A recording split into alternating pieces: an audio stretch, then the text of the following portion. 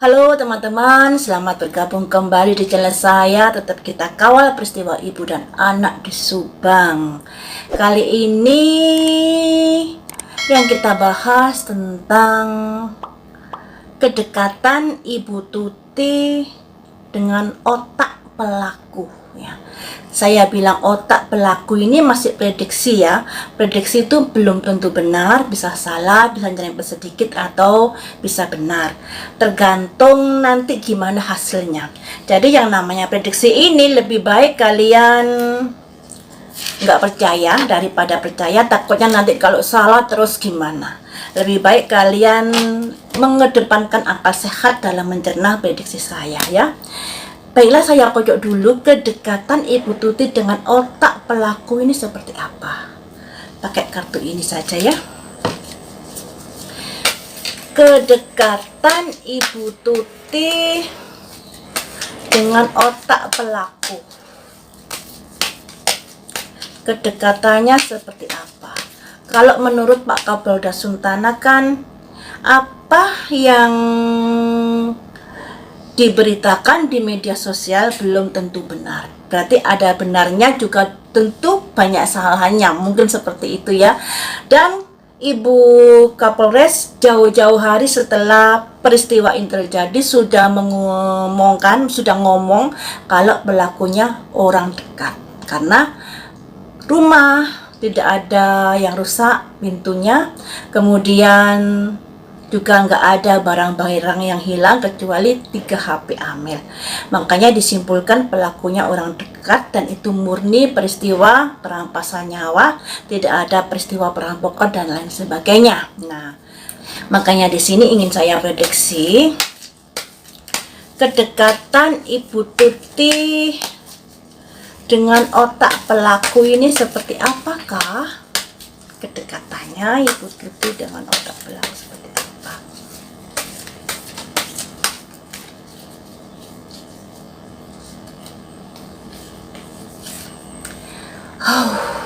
Sangat dekat. Ada guru dan murid. Nah, ada guru dan murid. Jadi hubungan Ibu Tuti dengan otak si pelaku ini sangat dekat. Ada sangkut pautnya ya. Ya memang sih kalau namanya peristiwa itu nggak ujuk-ujuk terjadi. Pasti ada masalah yang mendasari sehingga terjadi peristiwa itu. Dan ini Ibu Tuti dan pelaku otak ini diibaratkan antara guru dan murid. Guru dan murid. Bisa atasan dan bawahan atau apalah ya, yang intinya ada kaitannya. Jadi Ibu Tuti ini mengenal otak dari pelaku ini. Nah, selanjutnya saya gali lebih jauh lagi. Apakah Ibu Tuti ada sangkut paut dengan perjanjian atau dengan utang piutang dan lain sebagainya dengan otaknya ini? Atau ada hubungan timbal balik yang mungkin belum diselesaikan oleh Ibu Tuti? Ada sangkut pautnya apa ini? Ada simbol kaurek, keberanian melangkah. Pastinya ada sesuatu ini ya. Ada sesuatu yang menyebabkan otak ini berani untuk melangkah. Mungkin kecewa, sakit hati dan lain sebagainya.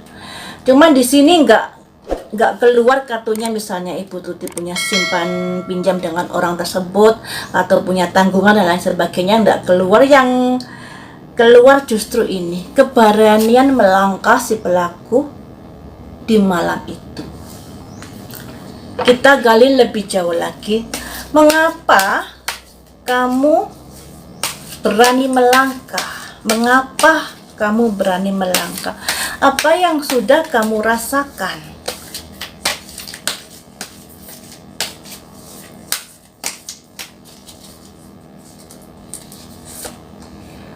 Ada simbol peace, ketenangan, kedamaian. Oh, berarti begini, seperti ini. Kehidupannya terkoyak, merasa nggak tenang, merasa nggak damai. Lah, kenapa merasa nggak damai? Kalau nggak melakukan sebuah kesalahan, ya katakanlah misalnya ditegur Ibu Tuti, dinasehati harus begini, harus begitu, tentunya juga harus terima. Tapi di sini pelaku ini merasa nggak tenang hidupnya, nggak damai hidupnya. Kita gali lebih jauh lagi ya. Mengapa kamu merasa gak damai? Apa yang sudah kamu lakukan? Mengapa kamu merasa gak damai? Apa yang sudah kamu lakukan? Ada simbol Ascended Master. Ada 4 tangan ke langit, yang artinya ada apa ya, semacam dia sudah berusaha sebaik mungkin dalam menjalin hubungan dengan Ibu Tuti, mungkin dalam hal pekerjaannya. Jadi pelaku ini merasa, saya sudah berusaha sebaik mungkin. Sama seperti prediksi saya yang dulu itu ya, pelaku ini merasa sudah melakukan sesuatu untuk kemajuan usahanya. Nah, selanjutnya, kemudian apa yang sudah dilakukan Ibu Tuti kepadamu sehingga kamu sampai melakukan seperti itu? Ada simbol komitmen di sini. Komitmen itu bisa diartikan sebuah apa ya? Kesepakatan, perjanjian. Jadi orang Ibu Tuti dengan si otak ini sepertinya ada semacam perjanjian, ada semacam mungkin nanti kamu saya beri ini, beri ini, mungkin seperti itu ya. Kemudian nggak dikasih, akhirnya terjadi korek ini tadi, keberanian melangkah. Mungkin seperti itu. Kita gali lagi ya, komitmen seperti apakah yang sudah dijanjikan Ibu Tuti? Komitmen seperti apakah yang sudah dijanjikan Ibu Tuti?